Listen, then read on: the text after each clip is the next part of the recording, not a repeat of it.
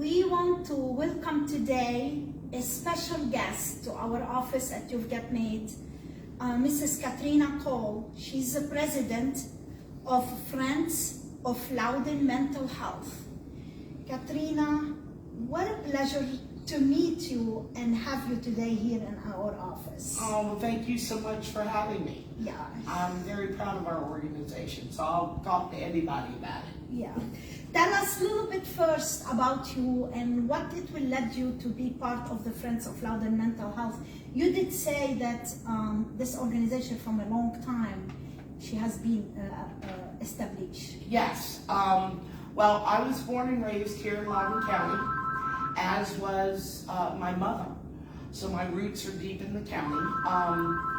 I moved out of the area for a short time, but came back home. My dad was an import from Tennessee when he and my mom were 16 years old. And they raised me with a heart of service. You take care of not only yourself, but others. And so when I was a freshman in high school, I worked a camp that was held for individuals with intellectual disabilities, and really liked working with them and helping them learn things and just have fun. And it continued through my adult life. And in 2006, I wanted to figure out a way to serve the county because we moved back from Georgia.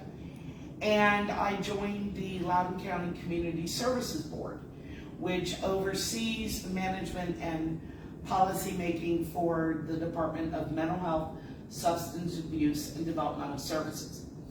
And I did that for, I don't know, 4 or 5 years, and then mentioned to someone that I really felt like a paper pusher and wanted to have hands-on experience to know that what I'm doing is really affecting someone.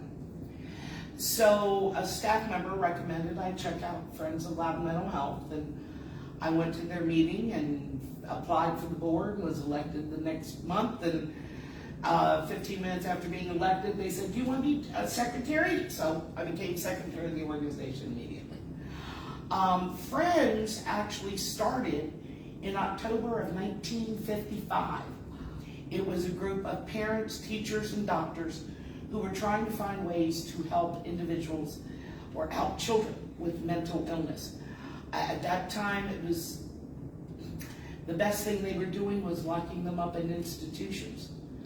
And these parents didn't want to do that. So they started researching different treatments, what the doctors could do, how the teachers could help, and they started raising money. And they got to the point that they were able to pay for the first child psychiatrist to come to Loudoun County once a month, I think it was, to treat our kids. And they brought them over from Walter Reed Army Hospital at the time. Then in 1963, President Kennedy signed the Community Mental Health Center bill. And that was to build treatment centers all around the country. And it included not only staffing, but physical buildings. We started working with the county then on getting the first Department of Mental Health built, and we actually bought them their first PBX telephone system. We paid for continuing ed for a couple of the therapists, and we worked with them and funded a booklet, which I've been trying to find someone in this county who's got one. It evidently was like a coloring book for children who had been through trauma. Wow. So we've been connected with them for many years. Yeah. 70 years almost. Wow. So you've been kind of like 6 years with them? Yeah, I've been with them since 2009, but have been president since 2015, 16. So, you know, we know mental health is very important, and this is a huge subject. We can probably sit for hours and hours talking about solutions for mental health from all ages. And, Yep. and we did talk, me and you in my office, about this. Tell us a little bit first about, like, you know, how difficult is this, and what is the different programs you have, and how the process, will go if is the individual who he or she in depression, or they feel like they need help, they come to you, or what about, this is kind of two questions, or what about the person seeing things, and did they can approach the other person to you guys? So tell us a little bit about that and the programs. Okay. We do not provide any really direct care. Okay, we work with the Department of Mental Health. The people that they serve, for instance, have little or no insurance. They might be on Medicaid. Sometimes their company doesn't provide insurance, or they just don't have the money to self-pay, $150 an hour for a psychiatrist. So we have what we call a housing assistance program. We all know how ridiculously high rents have gotten in Loudoun County. So individuals who are working with the therapists at the department, they have to be at 150% or below of the federal poverty income guidelines. So we're talking the poor of the poor. They have to live in Loudoun County, and they have to remain in therapy because they still have to be working on their wellness plan. They can apply to us for a grant of up to 6 months for up to $500 a month assistance with their rent. We pay it directly to the landlord or the management company because, when you've got a mental illness, sometimes your finances are not really high up on your priority list. You're worried about, your medications and your job and that kind of thing. And once they've completed the 6 months, they wait 6 months and we can reapply again. But the goal is for them not to have to come back, because the therapists and case managers are working with them on finding a better job, adjusting their budgets, finding a different place to live. So we have a few people who have come back, but not that many. Usually that 6 months helps them get over the hurdle. We have and that program is all supported by grants from foundations, from the county, banks, whatever. We have another program called A Helping Hand, and that one is a one-time grant for up to $500 that will cover utility bills. So if you've got a $400 utility bill and they still have to be in therapy through the Department of Mental Health, but if you got a $450 electric bill, you can apply to us. We'll cover it. We'll pay it right to the power company. Or you might have 3 or 4 high bills. We don't pay cable. We will pay water, gas, electricity, excuse me, and even a cord of wood if you need it. And rent, yeah. Yeah, so, and again, it's one time up to $500. That is strictly in line in our budget, but we have a fundraiser called Walk for Hope that raises money for that. Individuals that are struggling and they don't know where to turn, they can either go to our website and email directly from there, or they can call.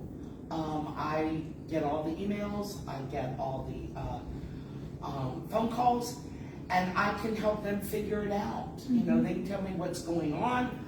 I can then direct them back to their insurance companies to find out what their coverage is. So so is that most of the insurance cover? Some of them do. Mm-hmm. Some of them, you'll have a limit. Or Maybe 6 visits. I'm going to be honest, 6 visits, you're not going to cover a whole lot. Absolutely. Yeah, but we can help them come up with options. But I can direct them to, for instance, and anybody can do this, go to the website for the American Psychological Association. And they have a list on there of all of the therapists and psychologists and psychiatrists who have registered with them. You can find out where they're located, what their hours are, what their specialties are, and whether your insurance takes them or So that's a really good resource. Also, I know different therapy groups around the county. I don't favor one or the other. If I have something in mind for them, I have gone as far as called the therapy group and asked them, would they be able to help somebody? And are you taking new patients? Can I refer them? And again, if they don't have insurance, I highly recommend they go to straight to the Department of Mental Health. And I think it was we talk about also about the school. If they found any high schooler, they feel that, you know, they're sad, or they are under depression, or they are always alone. Mm-hmm. They can approach also the school to you guys about any student issues or something. Well, what they do is they're very connected with the Department of Mental Health. Mm-hmm. So they usually will go right to them. They have their own list of resources. Where we can come in is about 7 or 8 years ago, 2015-16, we had a rash of teen suicides in the county, and some adults also. And we were approached about starting a suicide loss support group for people who had lost loved ones. It didn't matter if it was a spouse, a child, a friend, a coworker, whatever. Suicide grief is probably the hardest thing to deal with, because you have so many unanswered questions. Why? What were they thinking? Why didn't I see it? What made them do it? Exactly. So we started the group in 2015, and an offshoot of our group was started by a young woman who had actually attended our support group. She started it for teens, because while there is a wonderful organization in the county called the Ryan Bartell Foundation, they work on suicide prevention for teens. Jessica has the group for kids who have suffered the loss, and it could be a classmate, it could be, it could be a parent, it could be a sibling. But so we're, and if a parent calls me, and because we're listed on the American Foundation for Suicide Prevention website, then I will direct them directly to Jessica. The schools know about both of us. Yeah. They have my information. They have friends' information. So they know, but usually if there is a suicide, they will wait a little bit, because if you have a fresh suicide, it's not the time to go to a support group. Mm-hmm. I highly recommend somebody, before they come to our group, go to therapy. Yeah. Because they're going to have deeper issues than just talking with, other individuals who have been through the loss. Mm-hmm. Unfortunately, I know this from experience. Yeah. I've had 3 suicide losses in my life. So I know right out of the box, I would not have been ready to sit down and talk to somebody. But they know we're here. Like I said, we've been in existence since 2015. We have served at least 75 people in those 7 years. And we're always told that, because suicide's a really tough conversation to have. And a lot of people, A, don't understand it, B, don't want to know about it, and they don't understand that it's not something you get over. It's going to follow you the rest of your life. So it's learning how to cope with it. And when you talk to people who have been through it, they're further along on the journey than you are coming in. They can actually give you hope. It's like, I'm not going to feel this angry or this down all the time. So it's one of those things, you wish you didn't have to have it, but you're darn glad you do. But we have other programs. We're working on revitalizing one called Friends Being Friends, which there are mental health group homes in the county. And we're trying to pull together a holiday party for them to help them get out in, the community again. And Yeah, so it's residents of those homes, and most of them there don't have families. So we just throw them a party and, get gifts for them and try to make the holiday season fun for them. We used to take them to bowling and pizza, but we haven't been able to do that because of COVID either. But, so we hope next year to start that up again. This is kind of one of the questions. What kind of key things you're trying, guys, to accomplish this year and next year as the next step to get the thing better on your organization? Well, we just last week had a conversation with the school system to find out how we can step in and help, be of more support to the students. We're writing up a couple proposals that they're quite interested in. One of the things we're doing is we're involving the students in our annual walk, which we hold in May, which is Mental Health Awareness Month. And last year they participated. They made signs that we put along the walk about taking care of your mental health, looking out for others, don't be afraid to approach someone. Say something. Yeah, exactly. And then several of the students came to the walk, and some staff members from the schools. So we love working with the kids because, it's like, okay, they're getting the message. Why aren't you getting the message? That kind of thing. So it's, it just warms my heart to see them participating and wanting to do things. We've had students in the past, I'm gonna forget, Blue Ridge Middle School. We got an email several years ago saying, hey, we're selling t-shirts about taking care of your mental health and we want to give the money to you. Or they'll have a bake sale. Some elementary school will have a bake sale. So the word is getting out there through the teachers, but the kids are paying attention. And they're the ones, they're our future. They've been through, hell over the past 2.5 years. I have a 13-year-old granddaughter who really struggled during the pandemic. Because she was in elementary school when the pandemic hit. She was in 5th grade at a school in Leesburg, and by the time they got back to school, she was going to a middle school in Albany because they had moved. So a lot of the kids went through that, and not seeing their friends and everything. Kids who've been outgoing have been shy now. And I did heard that there is a lot of difficulty now on schooling after people get back to school after COVID and the virtual and all that. From the country talking about it, that how to learn and more get better and stuff like that. So yeah, a lot of it is their social skills. They have to relearn their social skills. By being at home from a computer, you didn't have to learn how to really work with a group. If you were working with a group, doing a project. Yeah, exactly. If you're working on a project on the computer, if the member of your team got made you mad, you just turned off the computer. Well, you can't do that when you're face to face. So they're learning coping skills again.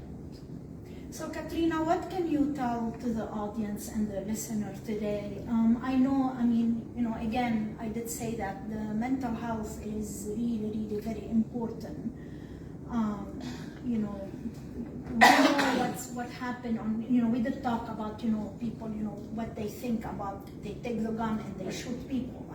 This is mental health. Is that anything, advice can you share with us, please, with the listener and the audience today? Sure. The first thing I will say is that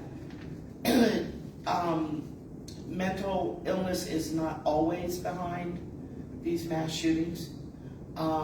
Less than 3% of the people in the United States who are dealing with mental illness are dangerous to anybody other than themselves. Okay, it's not always mental illness. That seems to be the ones we hear about. Yeah.